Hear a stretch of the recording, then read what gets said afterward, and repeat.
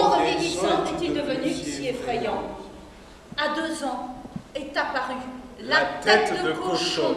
Non, non, non. Pour un oui, pour un non, c'est tout ce que petit homme savait dire. C'est tout ce que petit homme voulait dire. Non. De la soupe? Non, évidemment. Un beau bec à grand-papa? Non, trop piquant. Un peu de dos? Non, non, non. 3 fois non. Un petit chocolat chaud avec de la mousse, une grosse cuillerée de sucre et des guimauves fondus. Non! Non, sur tous les tons. Petite tête de cochon. Et puis, tout autour de la tête de cochon a poussé la crinière de lion qui donnait à petit homme l'air encore plus méchant. Le faux féroce fait fi de toute loi et front de bœuf sur tous les fronts. Avec ses amis, il crie.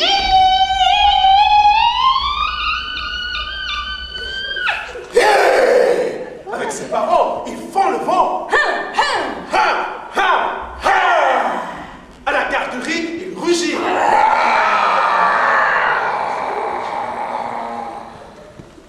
On se plaint. On le craint. Petit homme piaffe, grimpe sur ses grands chevaux, rue dans les brancards. Nous convainc d'un regard qu'il est le plus fort. Il gagne toutes les batailles. Laissant ses opposants Étonnés, épuisés, essoufflés, soufflés, sous le coup de choc.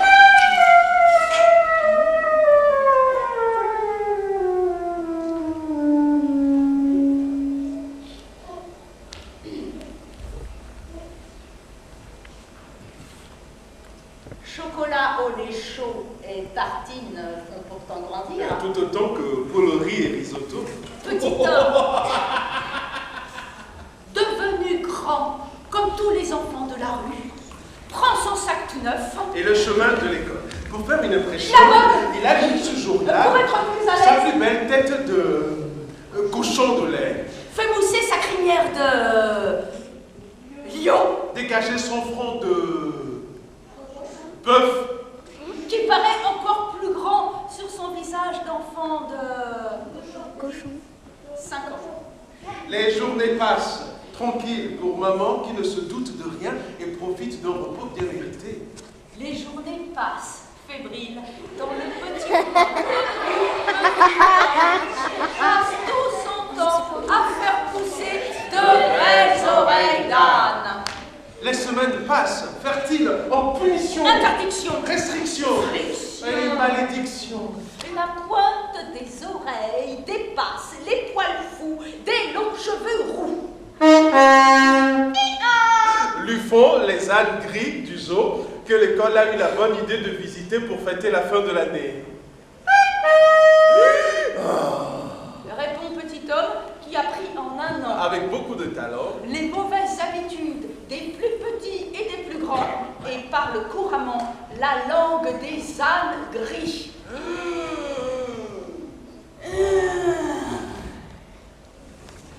Les années passent et il porte fièrement maintenant l'automne, l'hiver et le printemps ses oreilles d'âne. Fièrement dressé sur sa tête de cochon, par-dessus son front de bœuf, entre sa crinière de lion, comme un trophée. Les années passent comme d'habitude.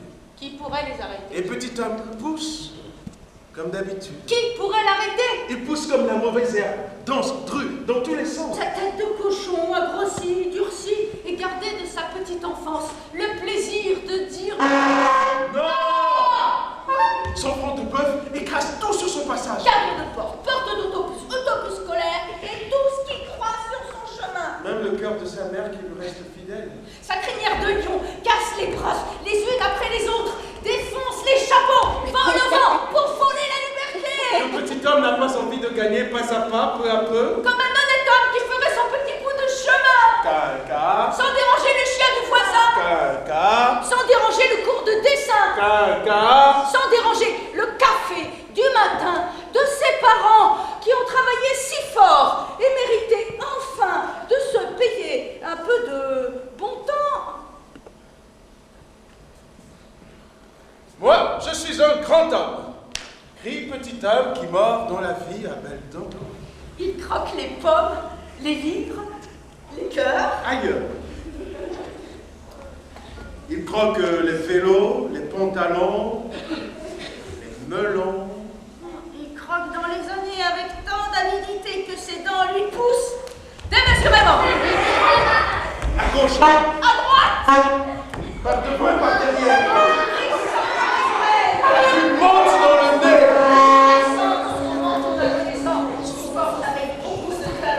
De véritables dents de cheval sauvage qui détonnent sur sa tête de cochon, sur son front de bœuf, sous ses oreilles d'âne, sous sa crinière de lion. Cet animal féroce doit être très méchant, pensent les passants qui passent leur chemin rapidement. Les parents qui se sont habitués tranquillement avec les ans pensent que tous les enfants sont aussi vivants. Alors pourtant, fou furieux, D'un bout à l'autre de sa chambre, pour un mot plus haut que l'autre, d'un bout à l'autre de la maison, il galope, faisant sonner ses sabots très haut.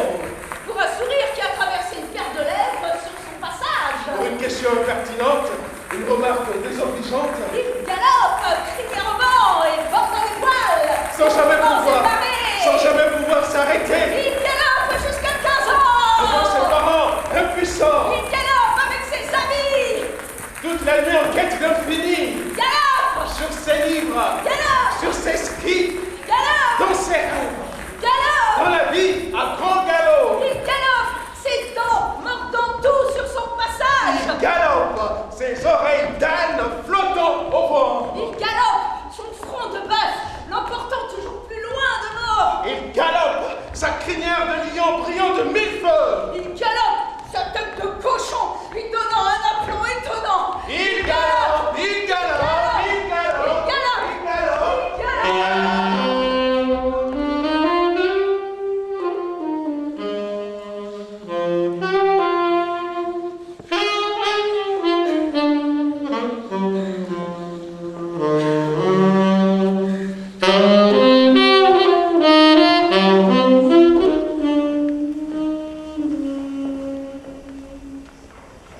Jusqu'au jour où, Il est frappé de plein fouet par le sourire éclatant d'une jeune fille. frappé par l'éclair du regard envoûtant d'une jeune fille, la même, Frappé par la foudre qui lui porte un coup mortel au cœur. frappé par les flèches de Cupidon qui l'ont surpris par hasard sur le chemin de l'école, le 14 février à 3h33 minutes, heure de l'Est. Frappé par l'émotion qui le fait rougir de la tête aux pieds, lui fait perdre ses moyens. Fait de l'attaquant un soupirant, du petit homme un grand, de l'enfant effrayant. Un prince charmant. Pas étonnant, Pas étonnant, disent les parents qui ont été si patients. pas étonnant. Pas étonnant. Il a 20 ans.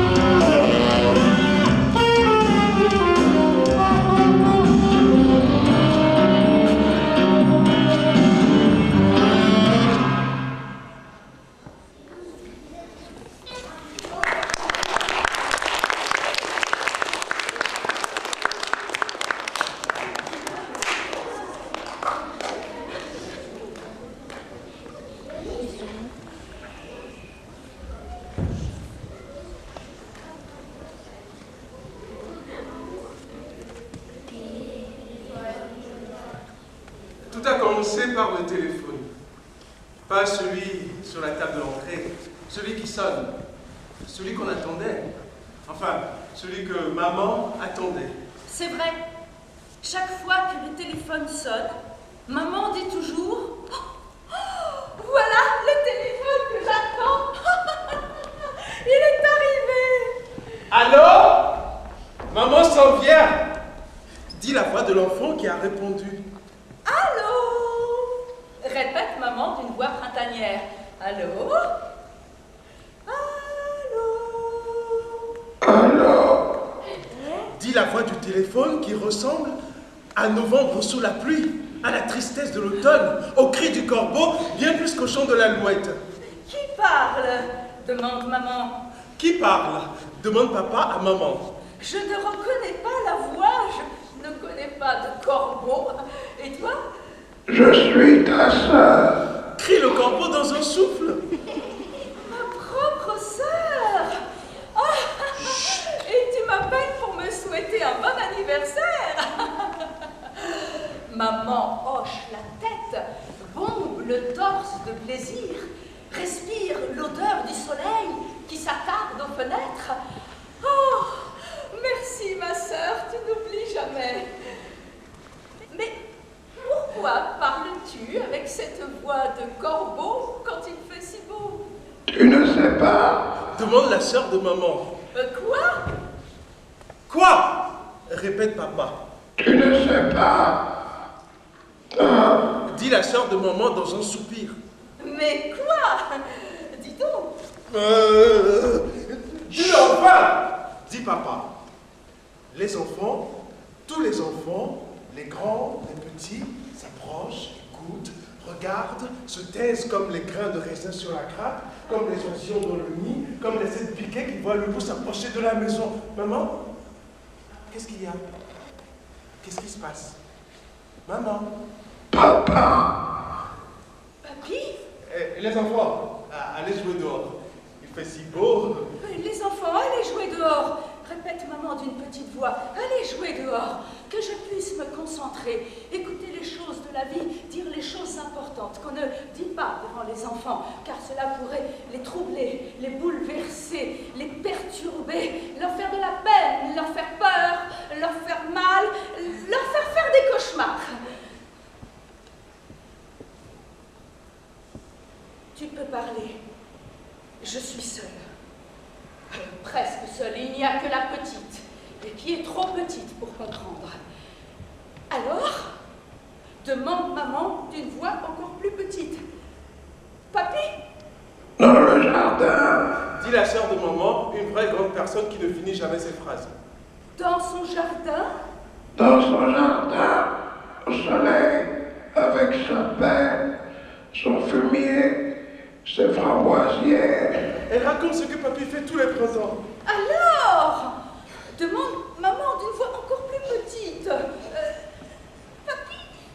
Cet après-midi, le cœur trop gros, trop tendre, trop amoureux, trop fatigué. Je te laisse. Dit la sœur. Dis maman. Dit la sœur. Dis maman. Je te laisse. Dit encore la sœur de maman. Tu me laisses. On se laisse, il le faut. Nous nous laissons. Veux-tu? Mais enfin, allez-vous vous laisser? Demande papa impatienté qui veut en savoir plus. Et elle se laisse enfin. Eh bien, Maman ne répond rien. Deux grosses larmes coulent de ses yeux, ses mains tremblent et ses lèvres se serrent dans une grimace. la petite, celle qui est trop petite pour comprendre, grimpe sur les genoux de maman, se faufile jusqu'à la poitrine de peine et de misère, s'accroche à son cou et essuie de ses petites mains pleines de terre les grosses larmes qui se bousculent. Elle regarde papa avec reproche et du haut de ses 3 ans lui tient à peu près ce discours. Tu ne vois pas que maman a du chagrin parce que grand-papa est mort cet après-midi d'un infarctus. On dit infarctus, reprend papa vexé. D'un infarctus dans son jardin, un peu le temps du fumier pour que ses framboisiers donnent encore plus de framboises cet été.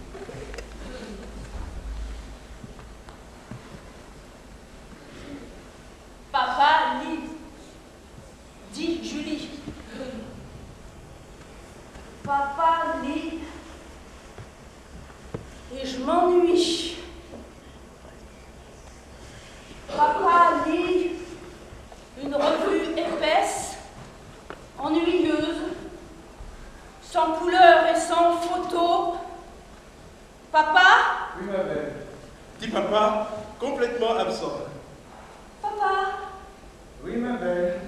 Dis, papa, ça va me prendre le temps de lever les yeux. Si on jouait une petite partie de tic-tac-toe. Bonne idée. De quoi?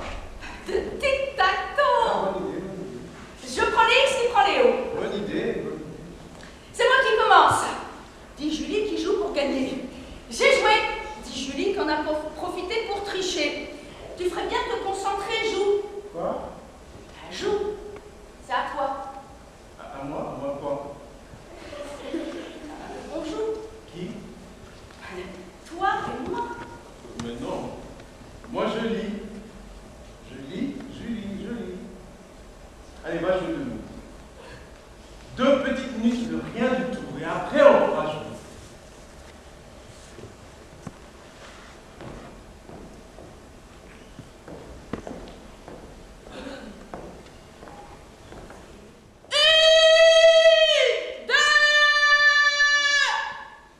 Voilà qui m'a me concentrer. Je pense, papa, qui a eu tout juste le temps de retrouver sa page. Annonce Julie impitoyable. Le 2 est passé, papa. Le 2 est passé. Julie, oh, s'il te plaît. Oh, alors 5 minutes. 5 minutes seulement. Et après? Sans même attendre la réponse, papa plonge la tête la première, se faufile dans tes lignes, se perd dans les grands mots. Il se pense important. Pense Julie, qui décide d'attaquer sans plus attendre. On pourrait jouer à ni oui ni non, si tu préfères. Oui, oui, madame. Tu es mort. Quoi? Tu as dit oui. Moi? Non. Ah, tu es encore mort. Ah. Bah alors, trouve quelqu'un d'autre pour jouer. Papa baisse les yeux, replonge la tête la première, se faufile dans tes lignes, se perd dans les grands mots, dans les longues pages ennuyeuses, sans pleurs et sans photos. Avant de disparaître complètement, il dit pour s'excuser. Tu sais, ma beauté,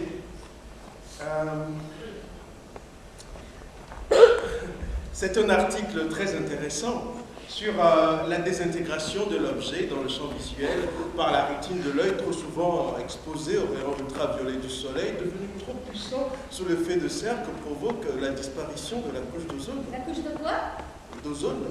Ah, c'est quoi l'ozone?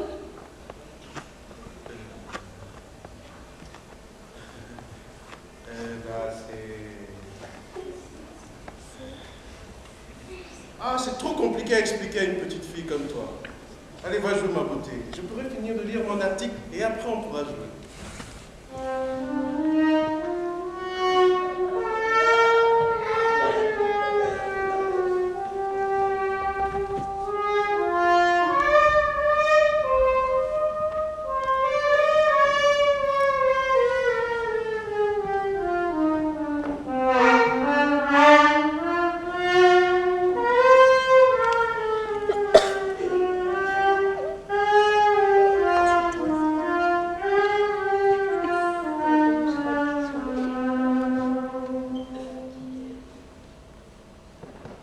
Je m'ennuie, dit Julie, en sourdine, en sourignant, en se plaignant, en chantant, en dansant, sur tous les tons, tout autour de son père, qui désespère. Avec tes amis? Parti, Émilie? en Gaspésie jusqu'à jeudi, Ta mère? à l'épicerie, acheter des spaghettis. À l'épicerie? Ah! Nous sommes seuls, tous les deux. Papa lève enfin les yeux, se lève tout à fait. Pour acheter la paix, il est prêt à payer le prix. J'ai quelque chose pour toi. Mais promets-moi de me laisser lire tranquille. Promis? Je serai sage, comme ta grand-mère, accrochée dans la salle à manger. Ma fille, sage comme une image, une revue épaisse sur les genoux. Quel bel avenir j'ai devant moi. Papa savoure son plaisir et le plaisir de faire plaisir à la petite. Il rapporte... Attends, laisse-moi deviner.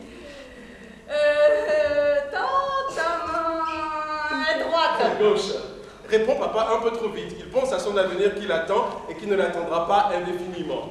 Donne-moi des indices, papa. J'aimerais mieux te donner le bol. Julie. Ah, ce n'est pas une sucette. pense Julie qui connaît l'opinion de son père sur les bonbons. Un bol. Un bol de noisettes. Tu gères. 3 chances, Julie, pas une de plus. Un bol. Ah, bol de raisin. Oh non, c'est tellement moins bon que des bonbons. Des bonbons!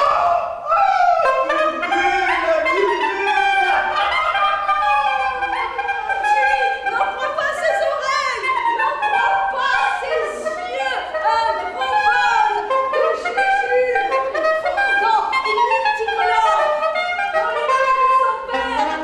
C'est merveilleux. Papa, pour avoir la paix, a mis le prix des jujubes jaunes, rouges, orangés, des jujubes de toutes les couleurs. Bon, maintenant, je lis.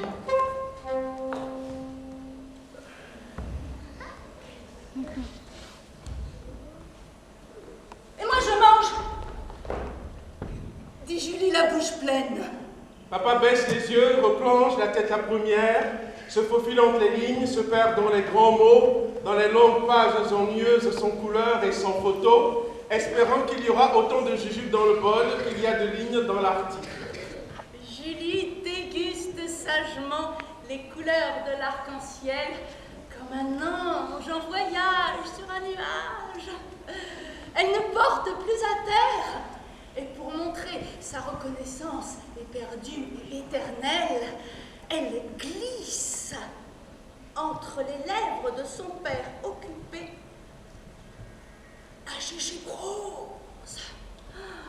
Couleur du temps qu'il fait cet après-midi-là. C'est bon. Miam, miam. Grand-papa à voix basse. C'est bon. Goûte. Papa lit. Julie mange. Papa lit son article.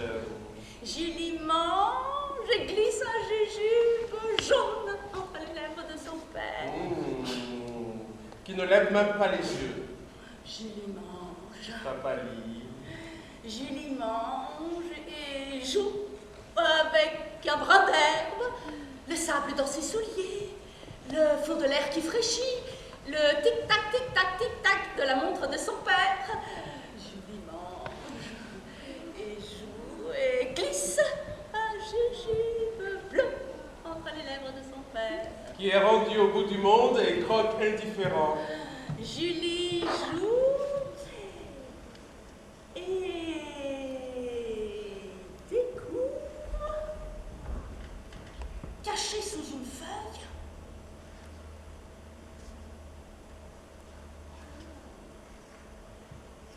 une chenille énorme, jaune, noire, poilue, ronde, longue, velue, gluante, énorme, avec des antennes étonnantes.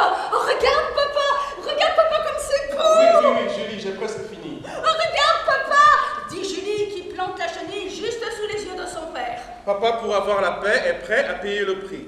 Il ouvre grande la bouche et engloutit d'une seule bouchée la chenille.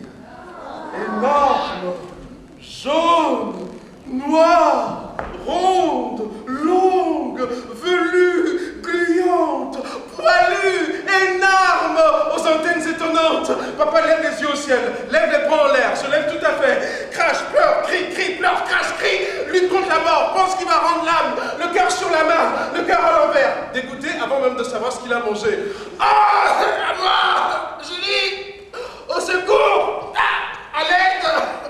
Julie a le cœur gros, ne répond pas. Pour faire passer sa peine, elle avale d'un seul coup 3 jujubes. Un noir et un autre noir. Tu n'aurais pas dû la manger. Tu dis qu'il faut respecter les petites bêtes, que tout le monde a sa place sur la terre, que même les maringouins sont utiles. Et tu manges les chenilles crues. Une chenille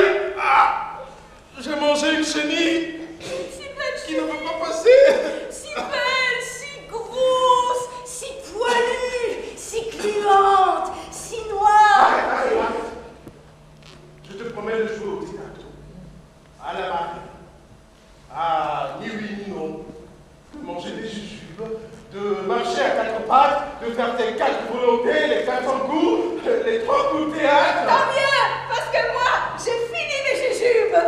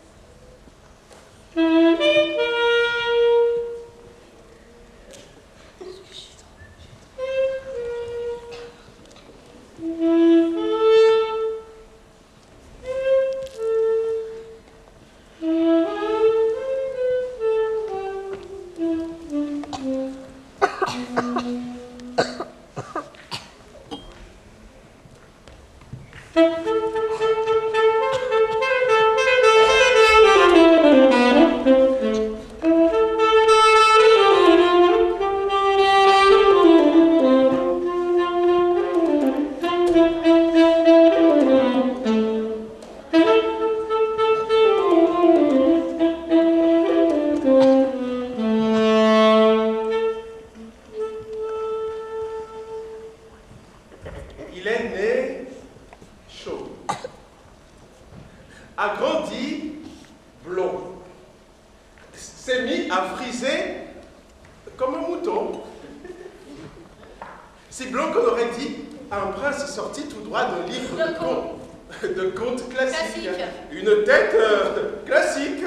Pas une tête à claque, ni celle d'un turc, pas celle d'une pioche, encore moins celle d'un bandit. La tête parfaite de l'emploi, celle du petit roi qu'on habille de velours sombre pour en faire l'ombre de lui-même. Et enfant prodige d'un même coup, si joli, si gentil, si poli. Et tellement puni dans ses beaux habits du dimanche qu'on lui met le lundi, le mardi, le mercredi, le jeudi, le vendredi et même le samedi.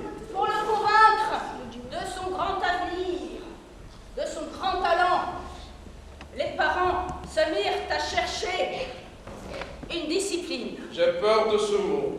Pense l'enfant blond qui a de l'intuition. Une discipline digne du grand talent de notre enfant, dit maman. Les parents se mirent à chercher un instrument. Un instrument de torture? Demande le petit qui de torture ne connaît que le nom. Non, un instrument digne du grand talent de notre enfant, dit papa. Je suis trop petit pour de si grands mots et aussi grand avenir. Quoi? Mon enfant? Répondent papa et maman, oubliant de se contredire tellement la question a d'importance. Quoi? Écoute ce que disait Monsieur Corneille, le poète, il n'y a pas si longtemps.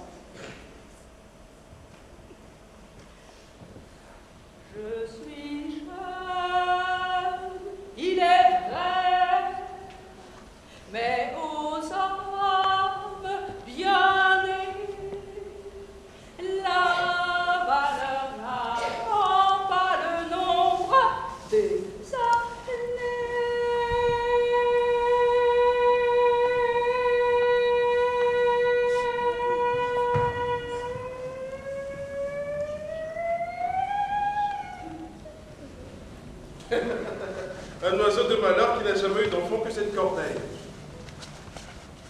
Convaincu qu'un petit, si tendrement chéri et si poli, ne pouvait être qu'une âme bien née, les parents, ne voulant manquer ni leur coup, ni le train, ont choisi pour lui un tout petit, délicat et mignon violon, à peine plus gros qu'une tranche de melon.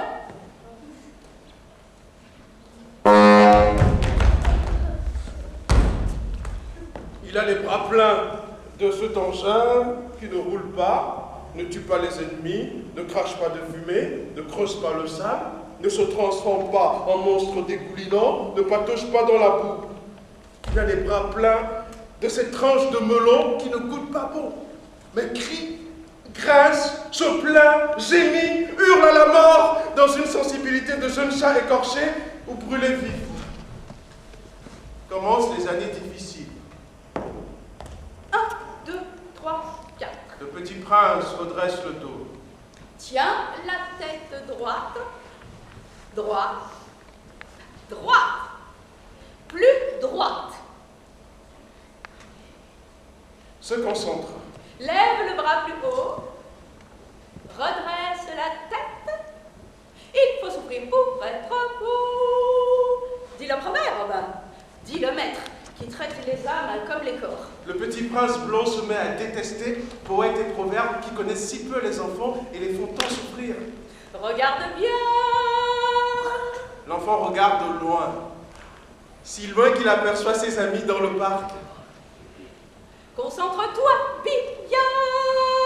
L'enfant se concentre tout entier sur son envie d'aller jouer. Écoute le concerto de Vivaldi en la mineur qui nous transporte jusqu'au ciel.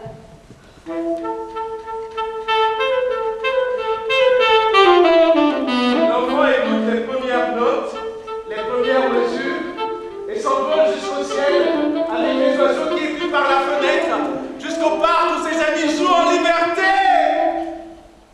Joue-moi les premières mesures du concerto en la mineur de Vivaldi, mon petit. 1, 2, 3, 4. Je préfère jouer au pompier. À celui qui arrive le premier. À la cachette. Avant de jouer, compte bien la mesure. 1, 2, 3, 4. 1, 2, 3, 4, 7, 6, jusqu'à 10 pour donner à ses amis le temps de se cacher. Mais ce n'est pas ça, petit. Où as-tu la tête? Recommence. Recommence une fois, 2 fois, 10 fois. 1, 2, 3, 4. 1, 2, 3, 4. Recommence 10 fois, 100 fois. 100 fois sur le métier, remettez votre courage, dit le proverbe. Un autre qui exagère. 1, 2, 3, 4. Le quart de violon est si lourd que le petit a l'impression de porter le melon tout entier dans ses petits bras ronds. Joue encore une fois, joue, concentre-toi. Se concentre tant qu'il éclate en sanglots. La tête grosse comme un melon qui éclate sous la pression. Le cœur gros comme un typhon qui emporte la maison. De la cave au plafond, c'est l'inondation sur la partition du concerto de Vivaldi en la mineur. L'écho répond en éclats de rire, ceux des amis du petit qui s'éparpillent dans l'après-midi finissant. 1, 2, 3, 4. Il n'a plus le courage de compter. Ses amis sont partis. Il est tard, c'est le soir. 1, 2, 3. Le maître s'arrête à 3 pour réciter un autre proverbe. Avant de manger la noix, petit, il faut casser la coquille. Oh, des noix! J'aimerais tant me mettre quelque chose sous la dent! C'est pour t'encourager à travailler. Je suis trop petit pour comprendre les proverbes, trop fatigué pour les apprécier. Pense le petit qui regarde l'oiseau revenir au nid pour la nuit. comme il a l'air heureux. Pense l'enfant qui sourit tendrement et s'envole avec l'oiseau dans le vent. Dans la nuit, il rêve qu'il ne revient plus. Il rêve à voix haute, si haute que le maître l'entend. Tu as encore le temps, petit, avant de s'envoler. Il faut mourir. Et avant de mourir, il faut jouer. 1, 2, 3, 4. Encore un autre proverbe qui dit que des sottises. Avant de mourir, il faut jouer.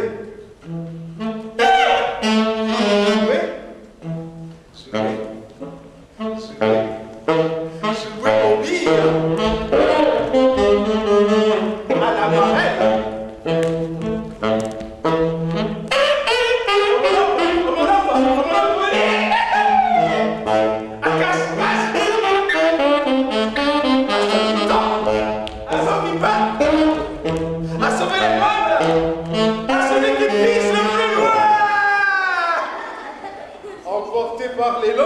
Emporté par l'envie, dans un geste d'espoir et de suprême révolte, le petit prince blond joue le concerto de Vivaldi.